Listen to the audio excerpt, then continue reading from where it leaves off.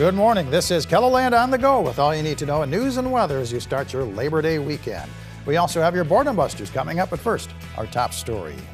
Cleanup has been going nonstop ever since historic flooding damaged and destroyed homes at McCook Lake in June.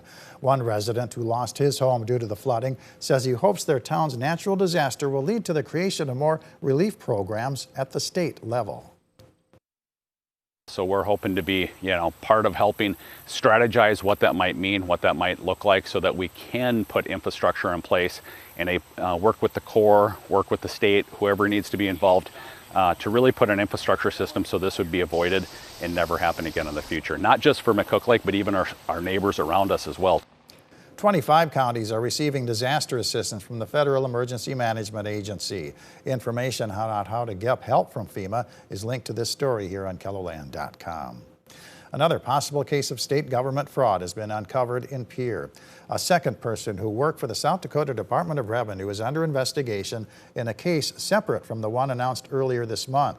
The Department of Revenue says the employee being investigated has been fired. Some state lawmakers say this is a sign that the audit process in Pierre needs to be improved. The taxpayer needs to be assured that we are being good stewards with their money and that we're doing deep dives into these situations.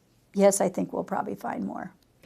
The criminal investigation is underway, but no arrests have been made. In a fraud case announced earlier this month, an employee allegedly created fake vehicle titles and used them to steal almost $400,000 from banks. A pair of local nonprofits dedicated to helping dogs find their forever homes will be on the receiving end of a sizable donation. KELOLAND Media Group hosted its annual pet food and supplies drive on Friday, accepting donations of dog and cat food, any brand, any size, along with pet supplies and cash. This year's donations will benefit Almost Home Canine Rescue and Dakota Dachshund Rescue.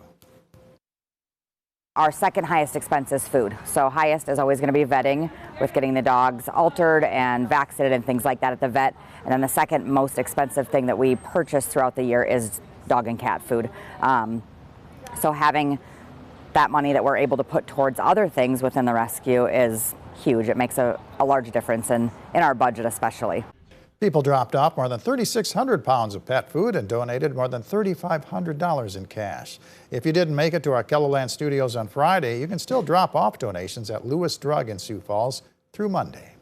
Let's get our first look at the forecast now with meteorologist Adam Rutt in the Storm Center. Good morning, Adam. Good morning, Perry, and good morning, everybody. We've hit the Labor Day weekend, the unofficial end of summer, and we are kicking things off on a fantastic note. Plenty of sunshine to go around as we start in Falls Park. 60 with really not much of a breeze to speak of, so enjoy the start to the day if you have the chance to do so. And because there really isn't much of anything else going on, we're just going to take a tour around KELOLAND up to the northeast. Now Aberdeen looking gorgeous this morning, 56 with a south wind at 7 miles per hour. Pierre following suit with the sun just about ready to rise over the horizon, 59 with a south wind at 3 miles per hour, and 53 out in Rapid City with a nice calm breeze. Everybody getting in on a great start, but it is a little on the mild side in a few locations. 60 in Pine Ridge, 62 for Custer, already near 70 up towards Sisseton, 62 in Marshall, but then we have 52 over the border in Spencer, Iowa, Yankton at 53, Mobridge at 54.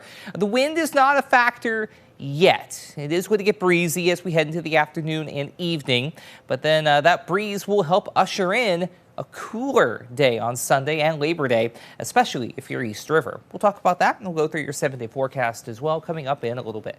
All right, thank you very much, Adam. The Labor Day weekend holiday traffic in KELOLAND included dozens of tractors out for a spin. A large group of tractor enthusiasts drove from Laverne, Minnesota into South Dakota for a tour and lunch at Nordstrom's Automotive near Garrettson on Friday. However, the trip didn't go off without a hitch. Some farmers are just too proud to stop and ask for directions when they get lost.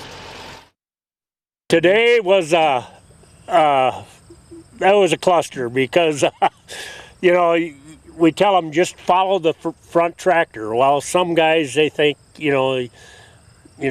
well, I know where that guy lives, so we'll go this way. So we got split up twice, but we made it. And they made it on time, too. Austin Fort says this is the first time in the 8 years of the tractor ride that any drivers got lost.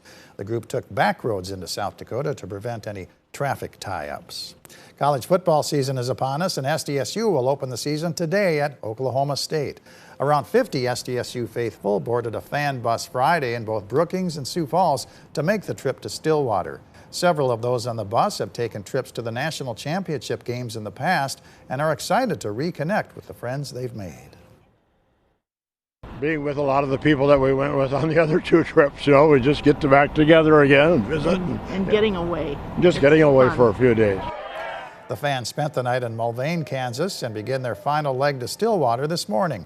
You can watch for game highlights tonight on KELOLAND Weekend News. It is Farmers Union Day at the South Dakota State Fair in Huron.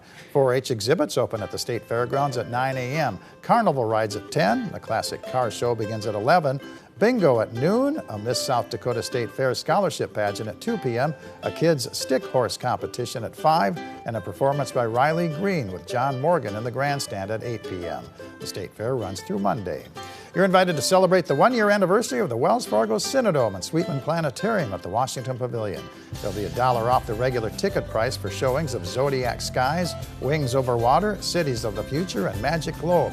There'll also be a special showing of Pink Floyd's The Dark Side of the Moon at 6 and 7:30 p.m. Guests can also enjoy $1 off scoops of ice cream at the parlor.